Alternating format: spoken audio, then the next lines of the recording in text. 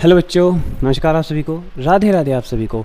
आज की वीडियो में हम पढ़ने वाले हैं बेटा क्लास 9th मैथ्स का पहला चैप्टर नंबर सिस्टम के बारे में।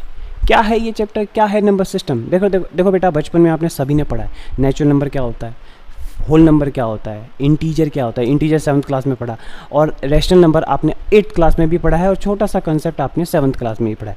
तो वही सारी चीज़ें हम डिस्कस करने वाले हैं। जैसे कि आप यहाँ पे देख रहे हैं कि नंबर सिस्टम जो है वो कहाँ से शुरू होता है। वो शुरू होता है बेटा सबसे पहले रियल नंबर से। रियल नंबर जो होता है वो दो पार्ट में बटा है, एक है इरेशनल नंबर, एक है रैशनल नंबर। तो रैशनल नंबर का कंसेप्ट आपने थोड़ा थोड़ा पढ़ रखा है 8th क्लास में, इसमें आप पूरा पढ़ लोगे। और इसमें एक नया टर्म इंट्रोड्यूस होता है इरेशनल नंबर, ठीक है, वो भी पढ़ेंगे हम। रैशनल नंबर में इंटीजर आता है। इंटीजर में दो कैटेगरी आती हैं, आपको पता है, एक नेगेटिव नंबर होता है और एक होल नंबर होता है ना। मतलब दोनों का सम, दोनों को प्लस करेंगे हम, दोनों को प्लस करेंगे तो आपका इंटीजर बन जाता है। जैसे ये नंबर लाइन है ना, 0 से plus infinity and minus infinity, ये -1 ये 1। तो यहाँ से यहाँ ये क्या है, ये नेगेटिव नंबर है और यहाँ से यहाँ ये क्या है, ये होल नंबर है। तो ये दोनों को मिला के हमने इंटीजर नाम दे दिया, ठीक है। इसको हिंदी में बोलते हैं पूर्णांक, इसको बोलते हैं ऋणात्मक नंबर और इसको बोलते हैं पूर्ण संख्या, है ना, मतलब होल नंबर। और फिर होल नंबर के अंदर ही क्या आता है, नेचुरल नंबर, ठीक है। नेचुरल नंबर वो नंबर जो आपका 1 से स्टार्ट होता है, जो मतलब 1 से स्टार्ट होता है इन्फिनिटी तक जाता है। होल नंबर वो होता है जो 0 से स्टार्ट होता है, वो जाता है कहाँ तक, प्लस इन्फिनिटी तक। नेगेटिव नंबर -1 से स्टार्ट होता है और कहाँ तक जाता है, माइनस इन्फिनिटी तक। और इंटीजर के अंदर ये दोनों कैटेगरी आ जाती हैं। अब सबसे मेन जो कंसेप्ट हम पढ़ने वाले हैं, वो कंसेप्ट हम पढ़ने वाले हैं बेटा इंटीजर के बारे में, नहीं सॉरी इंटीजर नहीं, रैशनल नंबर के बारे में।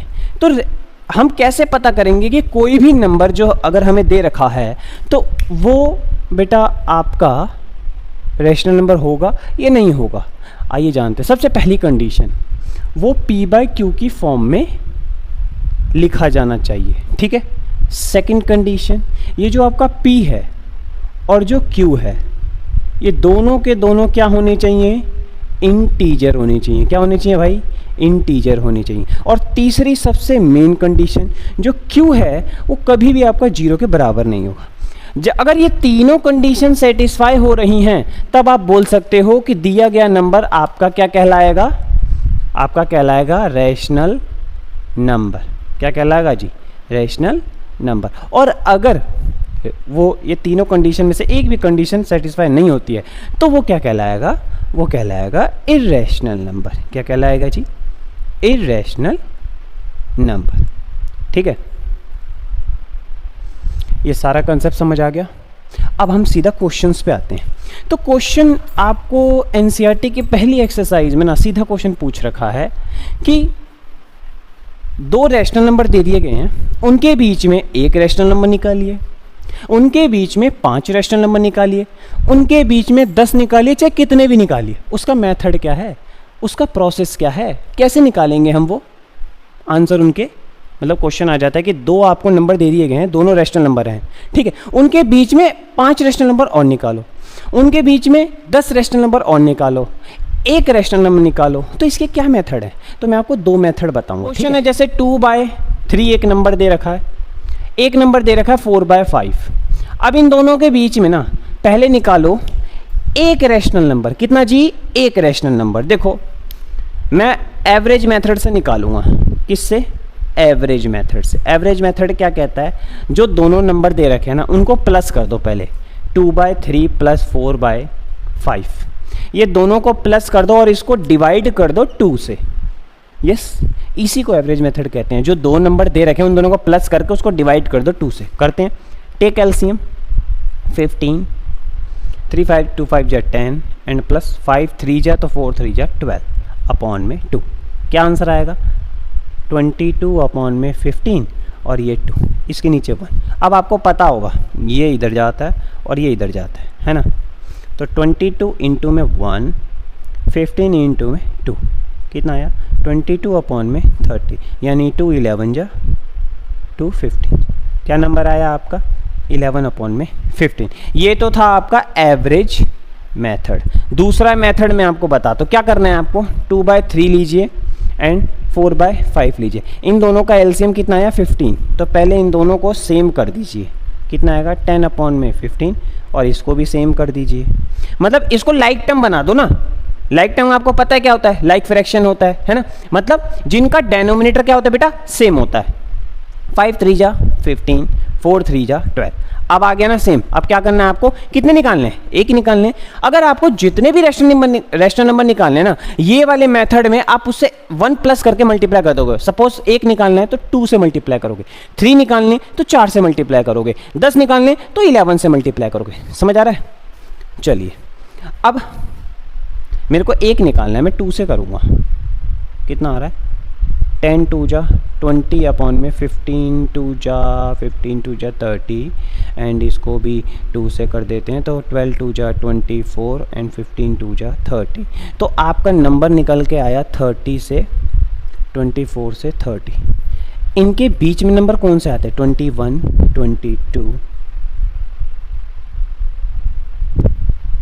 ये 3 नंबर निकल के आ रहे हैं। एवरेज मेथड से मेरा ये वाला नंबर निकल के आया था 22/30, यानी मैंने जो एवरेज मेथड से आंसर निकाला वो भी सही है, ये भी सही है। इन तीनों में से कोई से भी आंसर लिख देना आप, ठीक है। तो ये एक तरीका है। ऐसे ही आपकी एक्सरसाइज जो 1.1 है उसमें ये 2-3 क्वेश्चन दे रखे हैं, आप आसानी से निकाल सकते हैं ये मेथड से। ये यूज़ करना एक के लिए, एक रैशनल नंबर निकालना हो तो ये यूज़ करना। अगर 3 4 5 100 तो ये वाला यूज़ करना, ठीक है। ये वाला यूज़ करना। क्या करना है दोबारा बता देता हूँ। 2 फ्रैक्शन अगर लाइक टर्म दे रखा है तो अगर 5 रैशनल नंबर पूछा है तो 6 से मल्टीप्लाई करो तो डायरेक्ट। अगर लाइक टर्म नहीं दे रखा, अनलाइक दे रखा है, तो पहले उसे क्या करो, एलसीएम लेके लाइक में कन्वर्ट करो और फिर जितने रैशनल नंबर निकालने उसमें 1 प्लस करके मल्टीप्लाई कर दो, ठीक है। ओके, अब जो सबसे इंपॉर्टेंट क्वेश्चन आता है वो ना ट्रू फॉल्स में आ जाता है। कभी कभी देखा होगा आपने 1.1 में क्वेश्चन पूछ देते हैं, क्वेश्चन पूछते हैं कि क्या नेचुरल नंबर इंटीजर हो सकता है, क्या सभी इंटीजर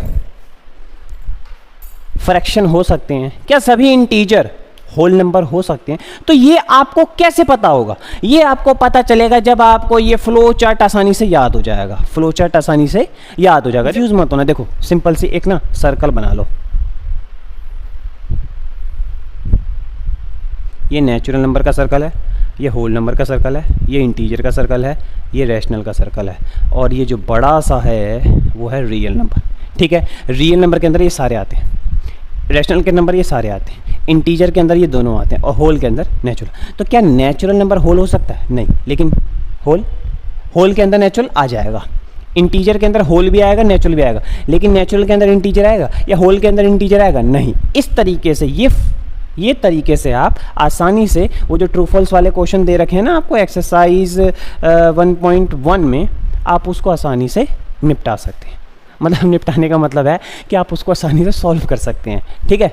मिलते हैं आपसे अगली वीडियो में। अगली वीडियो में हम सबसे इंपॉर्टेंट चीज़ सीखेंगे नंबर लाइन, जो पेपर में पूछी जा रही हैं। और सबसे इंपॉर्टेंट क्वेश्चन 2 टाइप की नंबर लाइन है। नॉर्मल, जैसे आपको अगर मैं बोलूँ 3 को रिप्रेजेंट करना है नंबर लाइन में, आप आसानी से कर दोगे, बिल्कुल आसानी से, ठीक है। लेकिन अगर मैं बोलूँ √3 को करना है तो इसका कंसेप्ट है, ठीक है।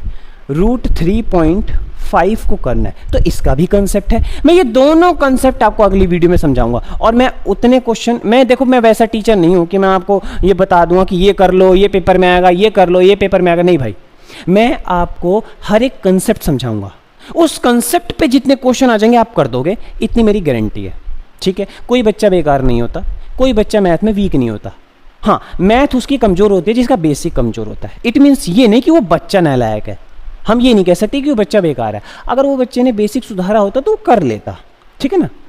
और बहुत सी, देखो हर चीज़ में गलती बच्चों की नहीं होती। किसी को टीचर अच्छा मिलता है, किसी को टीचर अच्छा नहीं मिलता है। अगर आपका थोड़ा बेसिक कमज़ोर है, आप मेरे पास आ जाओ, कमेंट में लिख दो कि सर ये वाला क्वेश्चन बता दो, ये कंसेप्ट बता दो, मैं वो कंसेप्ट दोबारा करा दूँगा। अलग से वो कंसेप्ट की वीडियो बना के भेज दूँगा आपको, ठीक है। मतलब वीडियो आपके पास आ जाएगी। लेकिन उसके लिए आपके पास इन्फॉर्मेशन कैसे आएगी? आपको ये चैनल सब्सक्राइब करना पड़ेगा। देखो यार, चैनल सब्सक्राइब, आप देख रहे होगे मेरे सब्सक्राइबर कितने हैं, ठीक है। मैं कमाने के माध्यम से यहाँ नहीं आया, मैं इसलिए आया हूँ कि हिंदी मीडियम का बच्चा हो चाहे इंग्लिश मीडियम का बच्चा, अगर उसको छोटी सी भी डाउट है, उसको ये भी नहीं पता ना कि जैसे -2 है, इसको हम रैशनल नंबर बोलेंगे या नहीं बोलेंगे, कैसे, ये छोटा सा बेसिक है, इसको ऐसे रैशनल नंबर P/Q की फॉर्म में लिख सकते हैं, ठीक है। अगर उसको ये नहीं पता 10.3 को हम P/Q की फॉर्म में कैसे करेंगे, पॉइंट हटाया, नीचे 10 आ गया, ये P बाई क्यू की फॉर्म आ गई। तो अगर इतना बेसिक भी नहीं था वो भी बताऊंगा भाई, वो भी बताऊंगा मैं, लेकिन आपको पहले सबसे पहले करना पड़ेगा चैनल सब्सक्राइब, तभी आपको सारी वीडियो की इन्फॉर्मेशन मिलेगी, नोटिफिकेशन जाएगा और आप पढ़ सकोगे। ठीक है, okay, bye bye, Radhe Radhe.